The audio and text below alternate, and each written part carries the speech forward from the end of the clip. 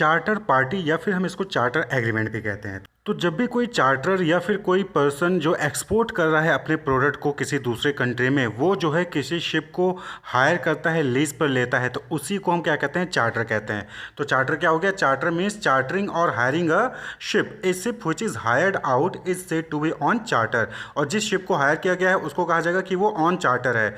Charter मतलब क्या हो गया, hiring the ship for export. Clear, hiring the ship for export यानी ट्रांसपोर्टेशन ऑफ गुड्स करने के लिए वाया सी रूट, तो उसको हम क्या कहते हैं, चार्टर कहते हैं। तो अब जब बहुत सारी ऐसी पार्टीज़ होती हैं वो क्या करती हैं कि पूरे का पूरा शिप ही जो है वो हायर कर लेती हैं, यानी कि पूरा का पूरा शिप जो है, इंडिया से ऑस्ट्रेलिया जाना है कोई शिपमेंट, तो इंडिया से ऑस्ट्रेलिया रूट के लिए पूरा का पूरा शिप उन्होंने जो है हायर कर लिया, या फिर एक पूरे टाइम पीरियड के लिए कि 1 महीने के लिए जो है पूरा शिप उन्होंने हायर कर लिया। तो इस टाइप के हायरिंग को क्या कहते हैं, चार्टर पार्टी कहते हैं। तो चार्टर पार्टी क्या होता है, एक तरीके का लीज होता है, फिर एग्रीमेंट होता है to hire an airplane, vessel और other means of conveyance to transport good to one और मोर डेजिग्नेटेड लोकेशन। तो एक जगह से दूसरी जगह पर ट्रांसपोर्ट करने के लिए जब आप पूरा एयरप्लेन, वेसल या फिर कोई दूसरा कन्वेंस जो है वो आप पूरा हायर कर लेते हैं, तो उसी को क्या कहते हैं, चार्टर पार्टी कहते हैं। क्लियर। तो इस लीज और एग्रीमेंट में बाकी डिटेल्स तो होती हैं, लेकिन उसके साथ साथ लोडिंग कैसे होगी गुड्स की, कौन करेगा, गुड्स को सर्टेन पॉइंट तक कौन कैरी करेगा, पेमेंट्स जो है वो चार्टर द्वारा कैसे दिया जाएगा, वो सारी डिटेल्स जो है यहाँ पर इस लीज या इस एग्रीमेंट में होती है, जिसको हम चार्टर एग्रीमेंट या फिर चार्टर पार्टी कहते हैं। क्लियर। तो यानी कि ये तरीके का क्या है, ये कि एक्सपोर्टर और जो शिपमेंट है, जो शिप ऑनर होते हैं, उनके बीच में एक एग्रीमेंट होता है जिसमें कि वो पूरा का पूरा शिप जो है ऑन हायर यानी ऑन लीज दे देते हैं चार्टर को, यानी कि एक्सपोर्टर को, और वहाँ पर जो है डिफरेंट टर्म्स एंड गाइडलाइंस जो है उसमें लीज एग्रीमेंट में देखा जाता है कि कौन जो है ऑपरेटिंग कॉस्ट बेयर करेगा, कौन लोड अनलोड करेगा, कौन जो है डेस्टिनेशन तक लेके जाएगा, ये सारी डिटेल वहाँ पर जो उसमें लिखी रहती हैं। And the time period during which a ship is hired out is known as the period of charter। तो period of charter का मतलब कि कितने ड्यूरेशन के लिए जो है आपने उस शिप को हायर किया है।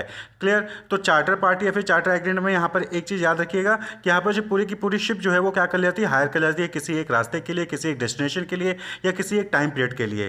क्लियर। तो उसको हम चार्टर एग्रीमेंट या फिर चार्टर पार्टी कहते हैं। तो ये वाटर वे में खासकर होता है। तो ये चार्टर पार्टी या फिर जो चार्टर एग्रीमेंट, ये 3 टाइप का होता है, voyage charter, time charter and the demise or bareboat charter. तो सबसे पहले है वॉयज चार्टर। वॉयज का मतलब होता है लॉन्ग जर्नी बाई सी, यानी कि आप समुद्र के रास्ते कोई लंबी जर्नी करने जाते हो तो उसको हम वॉयज कहते हैं। तो the ship is hired to carry a full cargo on a single voyage, यानी कि आप एक सिंगल जर्नी पे पूरे शिप को क्या करते हो, हायर कर लेते हो। यानी कि यहाँ पर किसी एक डेस्टिनेशन से दूसरे डेस्टिनेशन के लिए जो है शिप को हायर कर लिया जाता है, और उस पर कितना सामान लोड होगा वो सारी जो रिस्पॉन्सिबिलिटी होती है वो सारा डिसीजन कौन लेता है, जो चार्टर होगा जिसने शिप को हायर किया है। The ship remains under the control of the owner, यानी कि जो शिप ऑनर होगा उसके कंट्रोल में ही शिप रहेगा।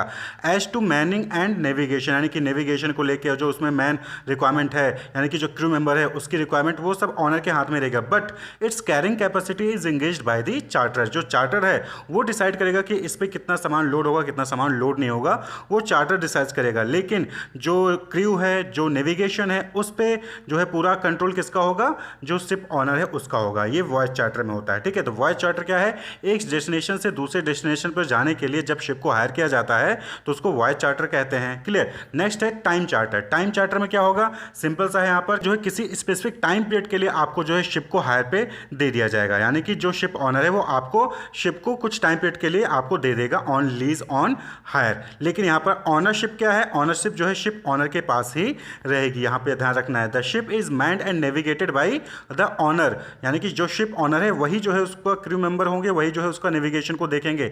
लेकिन जो कैपेसिटी है कि कैरिंग कैपेसिटी है वो कौन डिसाइड करेगा, वो जो है चार्टर ही डिसाइड करेगा for a specified time period. Clear. वहीं पे जो तीसरा है that is the demise or bareboat charter. Bareboat charter या फिर डिमाइस, यहाँ पर क्या होता है कि यहाँ पर बिना क्रू मेंबर के जो है आपको शिप दे दिया जाता है, यानी कि जो फुल कंट्रोल होता है वो किसका होता है, वो चार्टर का होता है। चार्टर डिसाइड करेगा कि उस पर कौन लोग रहेंगे, नेविगेशन क्या रहेगा, और जो है वहाँ पर उसका जो भी ऑपरेटिंग ऑपरेटिंग कॉस्ट आएगा वो सारा का सारा कौन देखेगा, चार्टर देखेगा। क्लियर।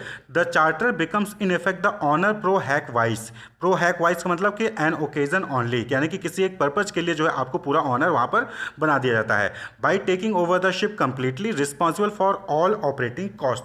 तो यहाँ पर क्या होगा कि जो ऑनर होगा, जो शिप ऑनर होगा, वो अपनी पूरी जहाज जो है दे देगा चार्टर को। चार्टर की उस पर जो है उसकी ऑनरशिप रहेगी उस टाइम पीरियड के लिए जितने टाइम के लिए उसने जो है हायर किया है शिप को, और वहाँ पर जो है वो डिसाइड करेगा कि कौन लोग क्रू मेंबर रहेंगे, कैसे नेविगेट होगा, क्या कैरिंग कैपेसिटी होगा, सारा कंट्रोल किसके ऊपर पास होगा, उस चार्टर के पास होगा। लेकिन किसी एक ओकेजन के लिए ही होगा, ये नहीं कि पूरी की पूरी शिप हमेशा के लिए दे दी है।